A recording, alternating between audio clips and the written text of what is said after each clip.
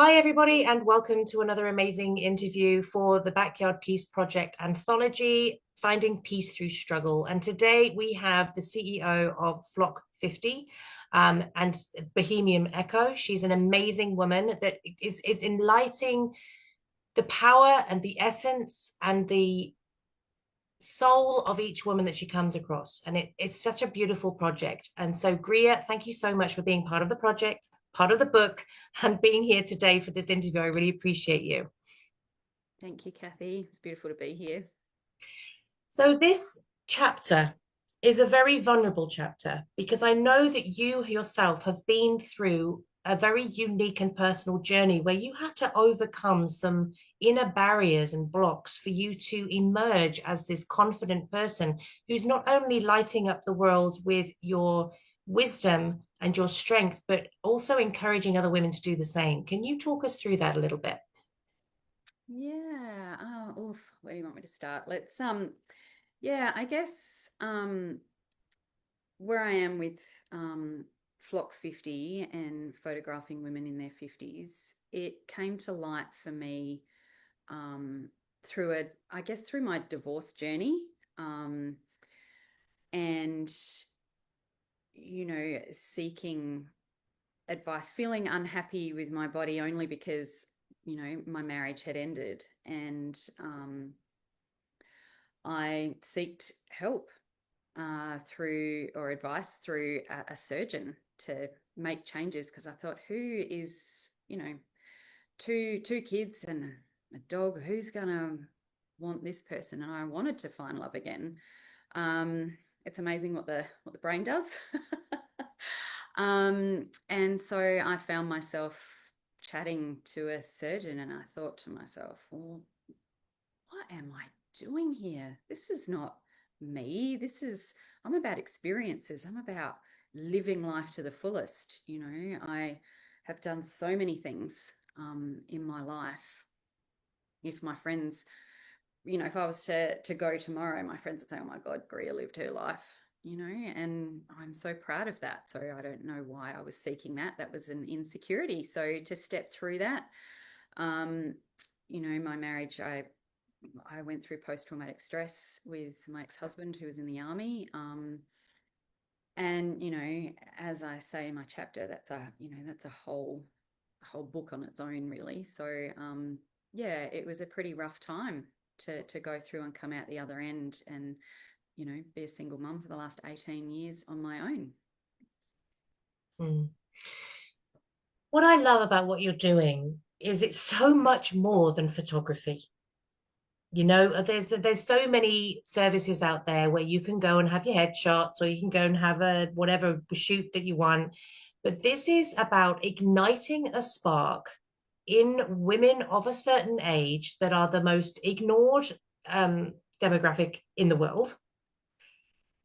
Just igniting the spark of who they are, their unlimited potential, and bringing them back to the core of who they are without the relationships, without the parenting journey, without the responsibilities, without the things that over time have just worn away at their, as you said earlier, that their essence, their soul, worn away at the spark of who they are. So you've had some amazing, beautiful, intimate, life-changing experiences with what you've been through with your women. Can you speak to some of those experiences? Oh, yes. It's so hard to kind of, pull them out. I mean, so far I've worked with 70 women because we're into the second edition. And to be able to share these moments last year through the photographing and the consults of Flock 50, I found myself sharing many, many tears for the honor of being in the space that I am in, being able to do this with women and hearing, for some of them, heartbreaking stories, for others, it's that real story of how, the amazing life that they've had. And then the reflection of those stories and what that means to them. And to have women come to me going, Grier, I really, really want to be a part of this project. I need to learn to love myself.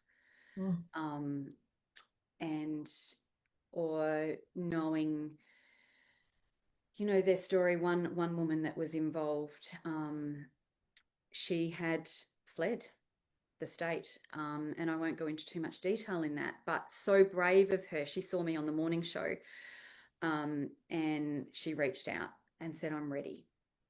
I'm ready to be seen. My family, she just disappeared. No one knew. And so she was so brave. She said, I want my daughters to know that this can't kill me anymore, like this is. So for her to step up and step forward, and the anxiety behind that, she flew from Brisbane down here to be a part of the project.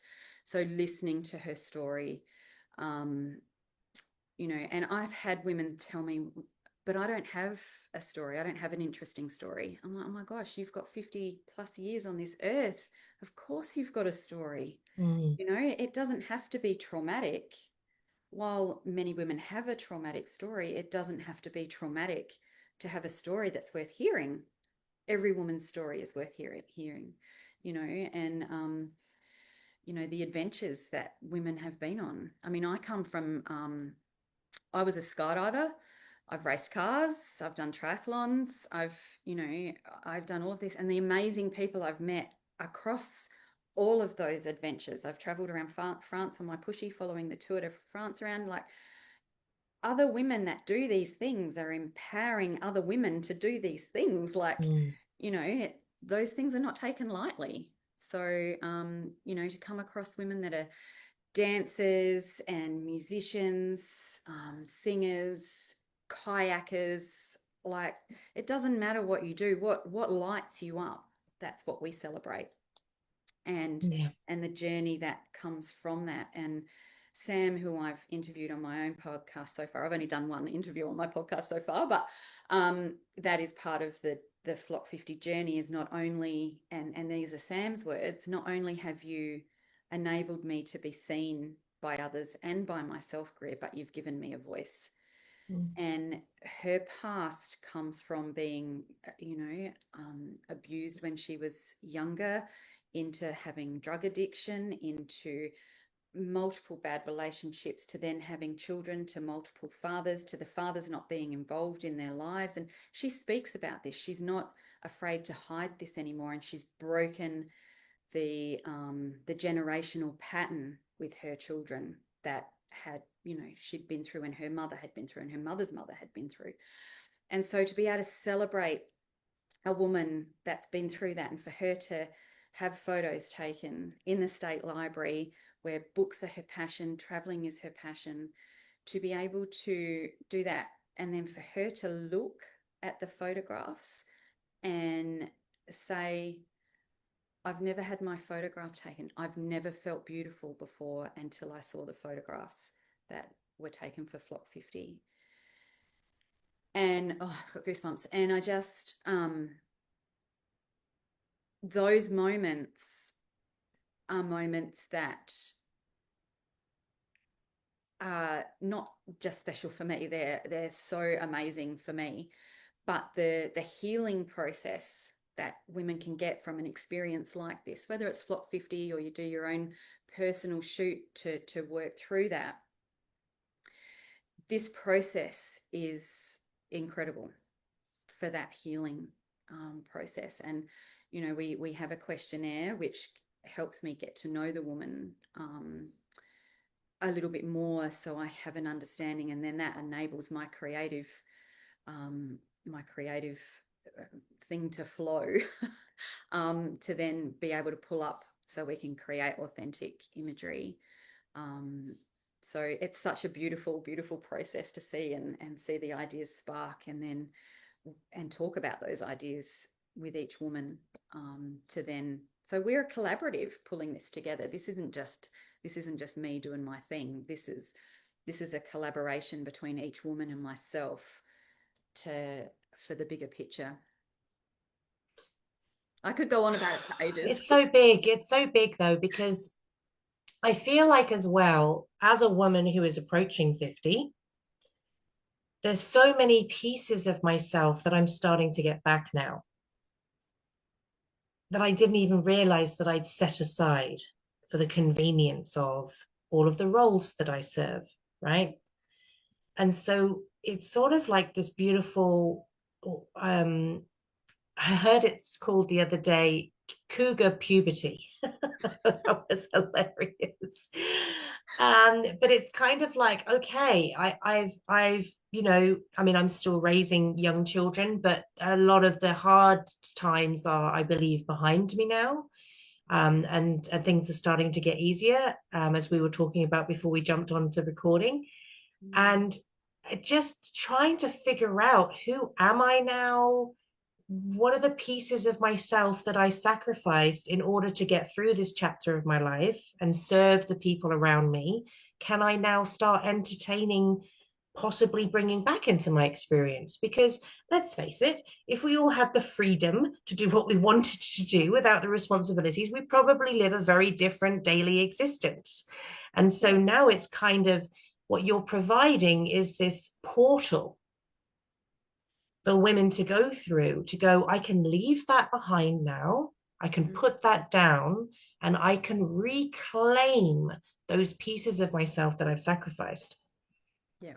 Yeah, it's like a reset. Um, and to be able to see yourself the way someone else sees you, I think. And that's one of the things going through this journey. And I learned a lot on the first edition with how to roll out a project as big as this one. Like, I mean, I literally photographed 50 women within 5 months and pulled together a full project.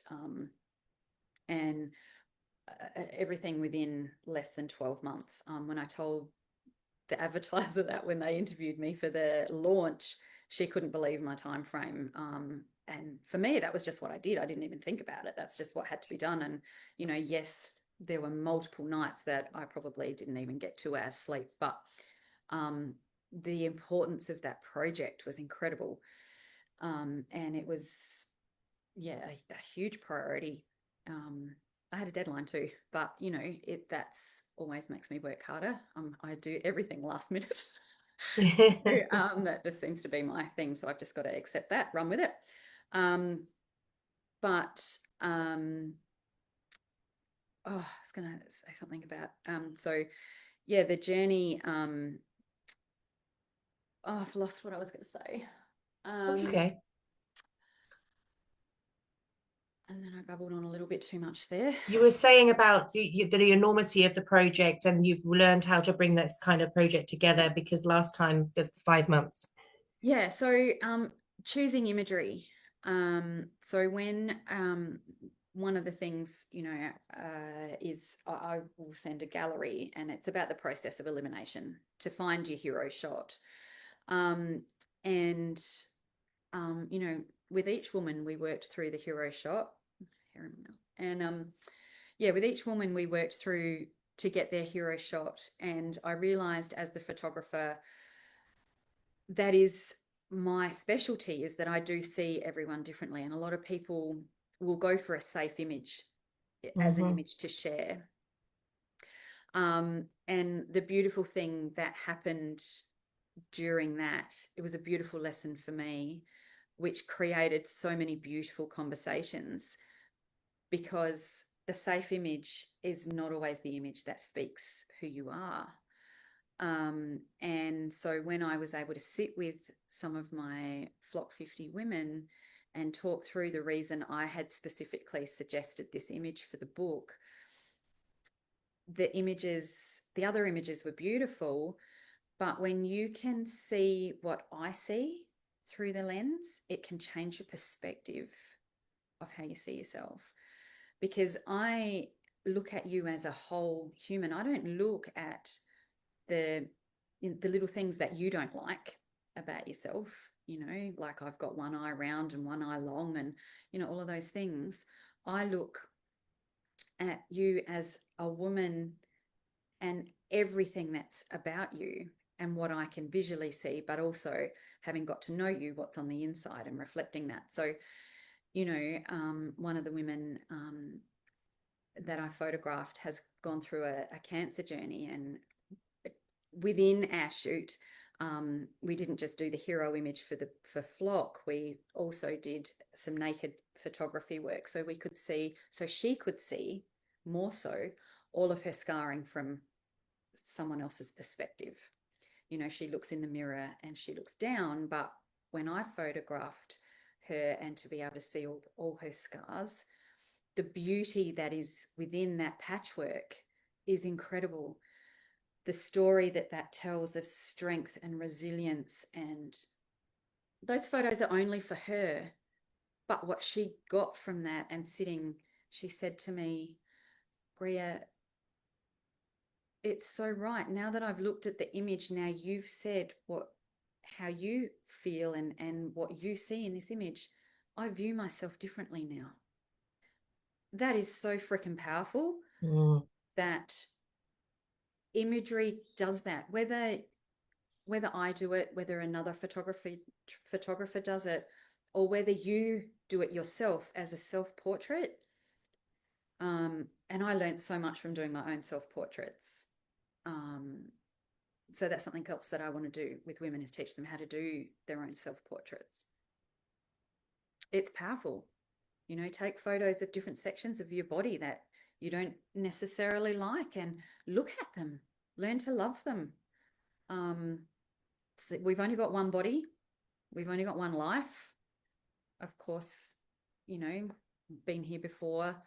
I've had multiple lives. But in this earth side, it's valuable. Don't waste it. Beautiful. I love that. And so, Grier, what would you want the biggest gift from people who connect and resonate with your story, which I think thousands of women are going to? What is the gift that you want them to take from your story? Well, I want every woman to live the life that they deserve, of empowerment and self-love. But I have always been about capturing a moment, celebrating a time in your life. Take photos. Take photos of yourself. Don't hide behind the camera because you feel, you're too overweight, or you don't like your hair that day, or if you have an opportunity to have a photo with your kids or your grandma or your mum or your dad, or, or to take a photograph of yourself, learn about yourself. Because that's how you can learn to take better photos, is to do it, right? Practice. I'm not going to say makes perfect, but practice is a way to evolving.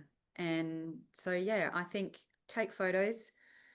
Ideally, phones are great. We can take photos all the time, but if you have got a camera that you can set up and put it on a timer, step away from the selfie, and give yourself that space and have some fun with it. Put it on timer, make funny faces, do funny poses, and then work out what feels good. Change the outfit, but empower yourself through imagery, because those images will be shared through generations. And print them. Print the images, because printing and holding something in your hand is a completely different feeling to holding a phone and scrolling. It's so different. And that print, and it's the best way to archive your images too, by the way, because for generations people can pull that out and they can look at it, they can hold it. And I'm all too well having four deaths within 16 months within my family. Without a doubt, every time a photo collage is put up, it triggers emotion. If we don't have those photos, what do we put up? To see that person. So it's about creating a legacy to hand down to generations, to brothers, to sisters. And to me, that's celebration of life. And also, when I say celebration of life, photographing birth, photographing death, You know, it's not a sad thing. That's a moment in time. That is a celebration of someone's life. And people don't like the idea of photographing a funeral. I had the honor of photographing a funeral for one of my girlfriends who passed away before her 40th birthday. And I'd photographed her a number of times. I'd photographed her family. I photographed her during her breast cancer journey. And her husband asked me to go back and photograph her funeral so her children had something to look at because they were only 3 and 5. Um, they're moments to be celebrated. You can't get those moments back. What a gift. Mm. Beautiful. Well, Grier, look, your work is phenomenal. You are phenomenal. Thank you so much for being part of the project, the book. I feel like your story is going to touch thousands of lives. And I do feel like the vulnerability of your chapter is life-changing for people to read. Oh, thank you. Thank you so much. Thank you for having me as a part of the Backyard Peace Project. It's such an honor. Thank you, everybody. We'll see you next time.